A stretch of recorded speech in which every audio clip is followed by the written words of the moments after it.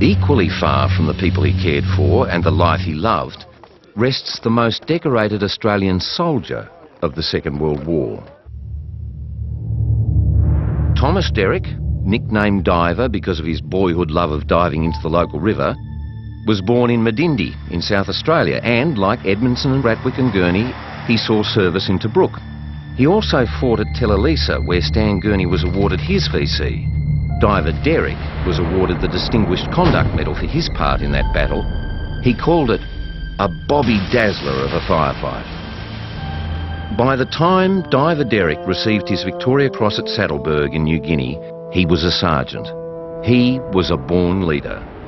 Moving ahead of his forward section, he personally destroyed with grenades an enemy post which had been holding up his section.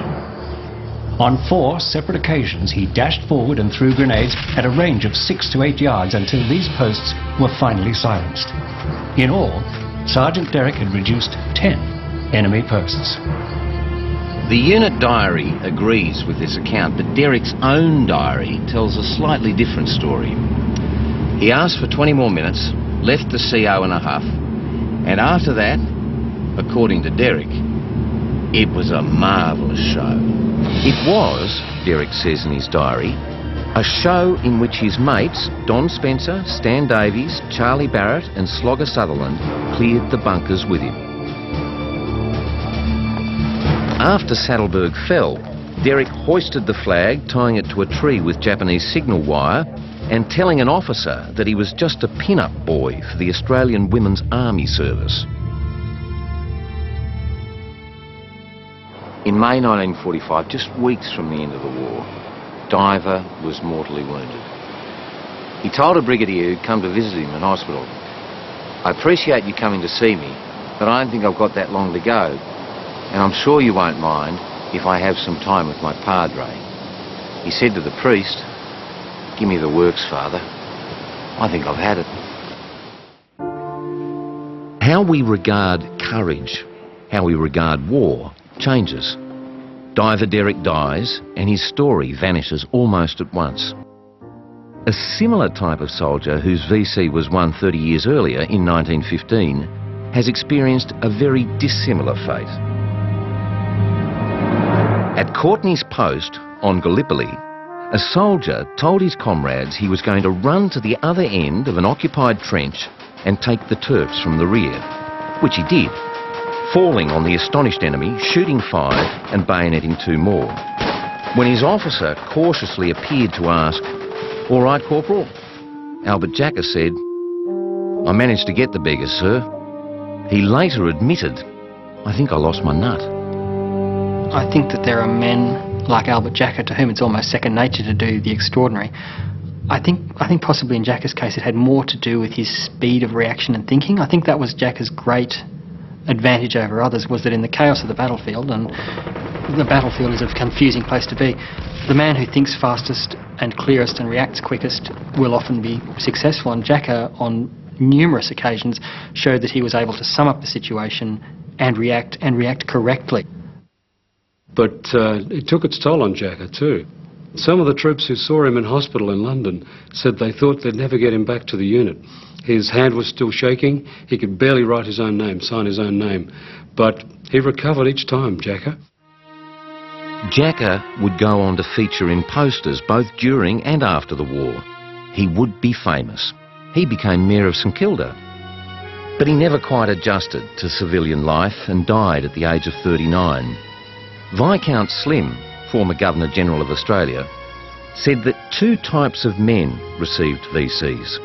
Those with an imagination, who could sum up a situation, devise a plan and act on an instant, and those who simply acted without thought. Well, Albert Jacka had an imagination. He never acted blindly, always with a purpose, with a plan. There are a lot of people who thought he should have won at least 2 more Victoria Crosses for his actions on the Western Front, but they gave him a couple of military crosses instead.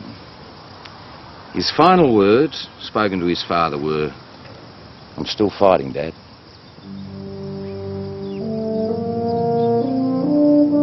In 1962, the legend born on Gallipoli and personified by Albert Jacka was tested again when Australia sent its first troops into Vietnam. It was to be this country's longest war, and before it ended, 4 more VCs would have been awarded to Australians. Australia's involvement in Vietnam is really, it's got to be seen as part of the Cold War. It meshed nicely with the American obsession almost with containment of communism. Certainly by the time the Americans committed heavily with combat troops in 1965, Australia already had an active contingent of training team soldiers who'd been there since 1962. The Australian Army Training Team Vietnam is a really interesting unit. 4 Victoria Crosses, of course, in Vietnam, the only ones awarded to Australians in Vietnam. A unit almost entirely made up of experienced warrant officers. It was seen as an elite unit, which men were keen to apply to join. Those men were scattered right throughout the length and breadth of South Vietnam, usually in fairly remote little outposts, sometimes very dangerous places to be.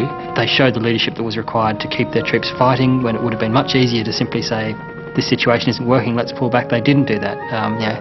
The motto of the AATTV is persevere, and that's exactly what the men of the team constantly were doing, was persevering in very, very trying circumstances. Ray Ian Simpson, if not quite the oldest ever VC recipient at 43, was the one with the longest military career. Ray Simpson's a professional soldier, and if anything who sums him up at all, it's that he's a consummate professional. He's known war since he was little more than a teenager. He'd served in the Second World War, the Korean War and the Malayan Emergency before completing 3 tours of duty in Vietnam, where he knew he was in for a tough fight. "This little bastard intends to win," he said of the enemy. On his 2nd tour of duty, Ray Simpson had been awarded the Distinguished Conduct Medal. His VC was earned on his 3rd tour of duty.